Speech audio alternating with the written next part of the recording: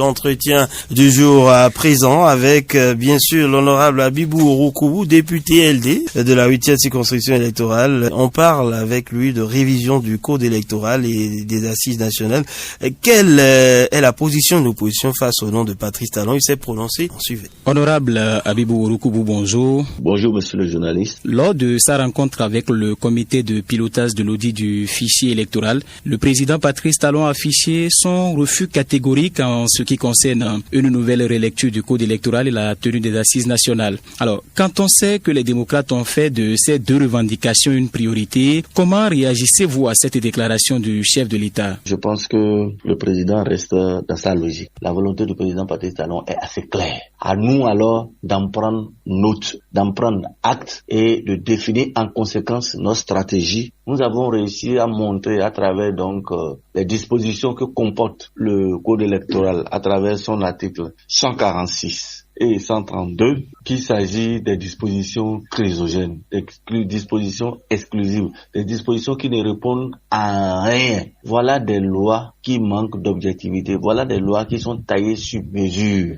qui ne sont pas de nature à permettre d'organiser une élection juste, transparente et équitable. Et pourtant, le président Patrice Talon s'obstine, d'accord, à organiser les élections sur la base de ces lois-là. Bien que maintenant, les lois-là, comme telles, il sera battu aux élections. Ça, on peut le rassurer par rapport à ça. Il ne peut pas se cacher derrière ces lois-là, d'accord, pour pouvoir pérenniser, sa gouvernance. C'est pas possible. Si nous avons accepté depuis 2023, d'accord, à aller aux élections, malgré les lois drones du président Patrice Talon, c'est parce que nous sommes décidés et que le peuple béninois a décidé de le prouver avec ses propres lois. Oui, je crois que c'est de ça qu'il s'agit. Alors, notre seule inquiétude aujourd'hui, c'est que malgré cette loi-là, malgré le refus, nous allons gagner les élections et que ce soit simplement les démocrates qui se retrouvent au Parlement avec un Parlement monocolore. C'est la seule inquiétude que nous avons. En tant que bons démocrates, ça ne nous arrange pas du tout.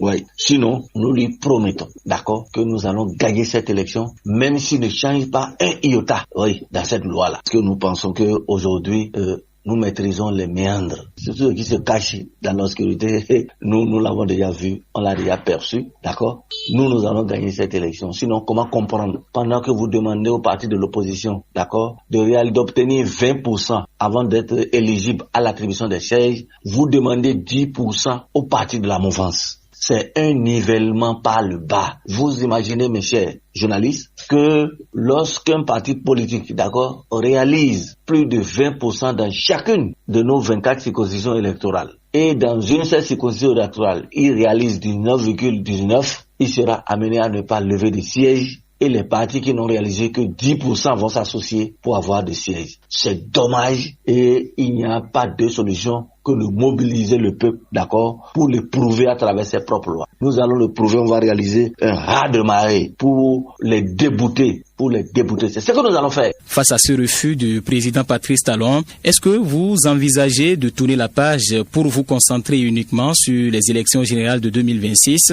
Nous envisageons mobiliser le peuple béninois. Il faut faire comprendre, d'accord, le jeu auquel le chef de l'État est en train de jouer. Le chef de l'État et ses deux partis siamois sont aujourd'hui éprouvés. Ils sont aujourd'hui éprouvés et ne savent à quel sein se vouer. Et c'est la raison pour laquelle, s'ils ne maintiennent pas cette loi, ils sont foutus en réalité. Je crois que c'est ça. Mais malheureusement, ça ne changera pas. Ça ne changera pas pour la simple raison que l'erreur est déjà commise. Parce que les gens veulent gagner les élections à travers les lois. C'est ça. Il n'y a que la loi pour lui permettre de gagner les élections. Mais cette fois-ci, je pense que ce n'est pas possible. Voilà pourquoi nous avons choisi d'aller vers nos électeurs, leur expliquer les tenants et les aboutissants de cette loi-là, le caractère chrysogène, le caractère inégalitaire de cette loi.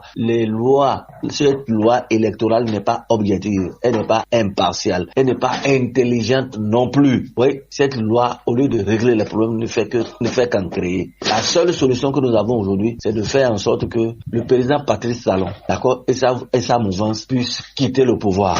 Et nous allons corriger ces différentes lois-là. Je crois que c'est suffisamment clair. C'est ce à quoi nous nous attelons aujourd'hui. L'actuel cadre juridique ne prévoit pas d'exclusion de votre parti des prochains scrutins. Qu'est-ce qui motive alors vos inquiétudes? Nous ne sommes pas inquiets. Nous sommes en train de faire remarquer que ces lois ne sont pas objectives. Ces lois sont taillées sur mesure et aucune loi n'a vocation, d'accord, à ne pas être objective. Il n'y en a pas. Aucune loi n'a vocation à ne pas être impartiale. On ne peut pas tailler une loi sur la mesure d'un individu, sur la mesure d'un parti politique ou sur la mesure d'un groupe d'individus. Non, c'est une erreur, c'est une aberration. D'accord? Aujourd'hui, notre inquiétude, la seule inquiétude que nous avons, c'est que le Parti des démocrates se retrouve seul au Parlement. Et nous, ça ne nous honore pas. En tant que démocrate, ce n'est pas une bonne chose. La démocratie telle que nous avons envisagée, c'est qu'il y ait les membres de la mouvance, qu'il y ait les membres de l'opposition. C'est comme ça, la Constitution a conçu, vous voyez, notre Parlement. Il y a l'opposition, il y a la mouvance. Il y a une minorité, il y a une majorité. C'est conçu comme tel. Mais tel qu'envisagé, d'accord, on finira pas se retrouver, donc, les démocrates finiront pas se retrouver seuls. S'ils pensent que c'est eux, ils veulent réitérer,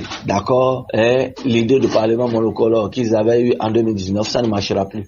On ne leur permettra pas de venir une fois encore faire pire que ce qu'ils avaient déjà fait. Bien que le président ait rejeté la relecture du code électoral et la tenue des assises nationales, honorable, il a néanmoins approuvé l'audit du fichier électoral en mettant à disposition les fonds nécessaires. Ne s'agit-il pas là d'un gage de sa volonté d'assurer des élections crédibles et transparentes en 2026? Je réponds non. À travers l'acceptation de l'audit du fichier électoral, d'accord, ce n'est pas une volonté de Patrice Talon de réaliser les élections crédibles et transparentes. Non, pas du tout. Oui, même le rapport de la Sénat a révélé des irrégularités, oui, dans le fichier électoral. Parce que les électeurs, certains électeurs se sont retrouvés à 10 km, à 100 km, voire même à plus de kilomètres de chez eux. D'autres ne se sont même pas retrouvés sur la liste. Il existe des gens déjà décédés qui se retrouvent sur la liste. Donc, il est tout à fait normal que ce fichier-là soit corrigé. Donc, le président Patrice Talon accepte de faire l'audit de ces fichiers, d'accord, n'a rien fait de particulier, n'a aucun mérite par rapport à ça. C'est la norme, c'est la logique, c'est l'absence de crédibilité, évidemment, d'accord, qui fait que personne ne croit aujourd'hui en lui et il a été obligé donc de faire porter cet audit-là par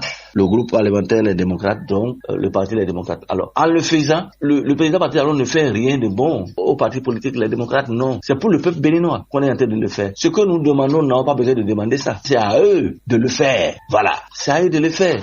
Vous sortez une liste, d'accord, qui ne répond pas aux normes. Est-ce qu'on a besoin de vous supplier pour penser, pour comprendre que vous devez corriger ça? L'audit de ce fichier, c'est le fichier de 2000 qui nous a conduit aux élections de 2023 qu'on est en train d'auditer dans l'optique de pouvoir corriger en conséquence le fichier électoral ou du moins la liste électorale de 2026. Qu'en est-il des interdictions de réunions politiques dont votre parti se dit être victime? Après votre récente rencontre avec le gouvernement sur la question, peut-on dire que la situation s'est améliorée aujourd'hui sur le terrain, honorable? Je crois que à ce niveau, nous avons compris. Le gouvernement a peur. Le pouvoir de Patrice Talon a peur de ce raz de marée que nous sommes en train d'organiser sur toute l'étendue du territoire national. Oui, aujourd'hui, au regard de la situation, d'accord, nous pensons que nous sommes en mesure de réaliser plus de 20% dans chaque circonscription électorale. Et pour ça, nous avons besoin d'aller au contact de nos électeurs. Alors, lorsque le gouvernement a constaté, d'accord, que nous avons pris d'assaut le terrain et que, à cette allure-là, d'accord, rien ne peut barrer la route aux démocrates, alors il faut trouver, comme d'habitude,